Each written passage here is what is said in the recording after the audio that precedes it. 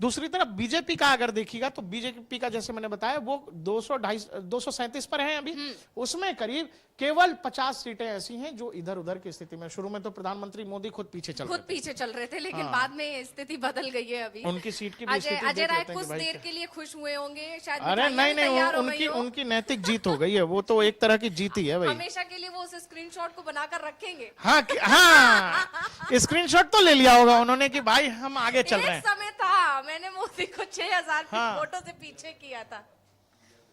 ठीक है, अब बात करें हम इंडिया गठबंधन की। प्रकाश जी, जो सबसे बड़ी बात है यहाँ पर निकल कर आएगी, चर्चा में रहा इंडिया गठबंधन लगातार, जो है बीजेपी हमलावर भी रही कि अरे ये क्या गठबंधन में चलेंगे, खुद अपनी पार्टी को तो साथ लेके चल लें। लेकिन यहाँ पर जो देखा जा रहा है उस हिसाब से इंडिया गठबंधन कहीं ना कहीं इंडिया गठबंधन सरकार बनाने की तरफ है क्या?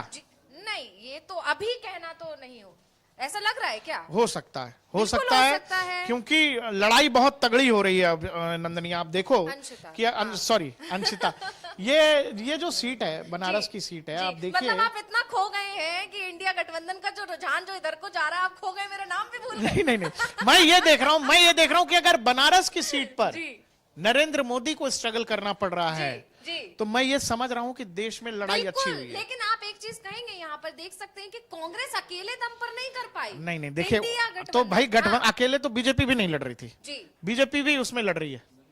हमारे साथ हमारी सहयोगी नंदनी आ रही है। नंदनी आइए और आगे की कहानी बताइए। आप लोगों को बस यही करना है, ये इलेक्शन कमीशन की वेबसाइट है, जो भी समझना है, जैसे भी समझना है, पीछे जाइए, जिस सीट को समझना है उस सीट पर क्लिक कर दीजिए, सारी कहानी आपको इलेक्शन कमीशन बता देगा। ये देश भर के रुझान है। सबसे बड़ी बात ये कि ओरिजिनल डेटा है। हाँ, ये कोई सर्वे एजेंसी का नहीं है भाई, ये कोई सर्वे एजेंसी का नहीं है, कुछ भी नहीं है। और ये नंबर्स हैं, ये ऊपर आपको प्रतिशत मिल जाएगा और ये सारे नंबर जो इलेक्शन कमीशन दे रहा है। और मुझे ये लग रहा है कि ये इलेक्शन की गिनती जो है, चूंकि लगातार इलेक्शन कमीशन को लेकर, ईवीएम को लेकर तरह तरह की भ्रांति फैलाई गई है, तो इस बार इलेक्शन कमीशन भी मुझे लग रहा है इसी मूड में है कि चलो तुम लोगों को 5 दिन की गिनती चाहिए, 5 दिन गिनती करके दिखाते हैं, लगातार गिनती करके, आगे रहो पीछे रहो खुश रहो, फाइनल रिजल्ट मौज में देंगे और फिर वो मान लेना। हमारे आपके साथ जुड़ रही है नंदनी, आएंगी। नंदनी आ जाइए। नंदनी आइए और हम आगे की जानकारी अपने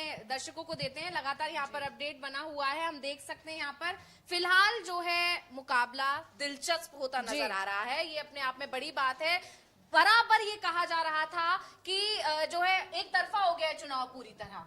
ठीक है, बीजेपी खेमे में भी मिठाई की तैयारी हो चुकी है, खबर और ये भी 9 तारीख को रैली होने वाली है। रैली। ठीक है, लेकिन हाँ, अभी हम ये नहीं कह रहे हैं कि वो रैली नहीं होगी, बिल्कुल रैली होगी। लेकिन जो खुशी होनी चाहिए थी, जो ये माना जा रहा था कि बीजेपी पूरा अकेले ही बहुमत लेकर आ जाएगी और ईवीएम भी हैक होगी, ये भी माना जा रहा था कि ठीक है ईवीएम हैक करके बीजेपी ज्यादा वोट ले आएगी। बिल्कुल, अभी यहाँ ये आपने बहुत बड़ी बात बताई है नंदनी। लगातार जो कहा जा रहा था कि बीजेपी तो खेला कर लेती है, ईवीएम में खेल कर देती है, लेकिन आप जो ये आंकड़े जो आ रहे हैं, जो रुझान आ रहे हैं, जो लगातार जो गिनती चल रही है, उससे जो चीजें निकल कर आ रही हैं, इलेक्शन कमीशन ने कहीं ना कहीं लगातार जो कल भी विपक्ष को अच्छा खासा झटका दिया, अच्छा खासा सुनाया, खरी खोटी सुनाई, और इस हिसाब से हम आंकड़ों पे जाए तो कहा जा सकता है कि ईवीएम में कोई खेला नहीं होने वाला है। अब विपक्ष नहीं कह सकता कि ईवीएम में खेला, क्योंकि बिल्कुल जिस तरह से बीजेपी पर भी कई सारे आरोप, आप खुद ही देखिए ना, जब वोटिंग हो रही थी पोलिंग बूथ पर अखिलेश यादव भी खुद जाते हुए दिखे, उन्होंने यही कहा कि जो ईवीएम मशीन है वो बीजेपी ने हैक कर लिया। प्रियंका गांधी का भी यही कहना था कि बीजेपी अब ईवीएम हैक करके सारे वोट अपने में डाल रही है।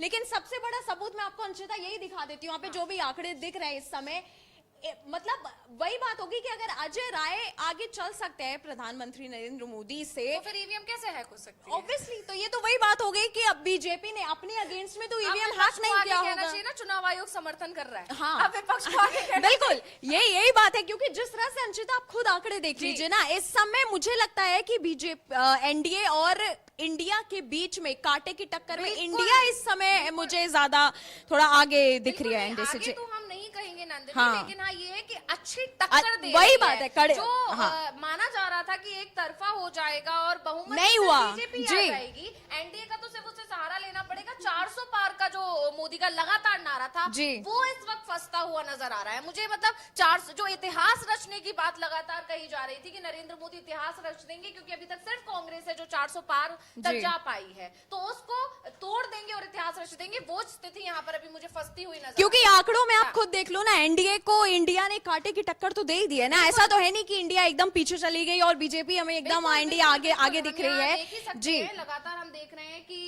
बीजेपी 39.68% है यहाँ पर उसका जी। Vote share.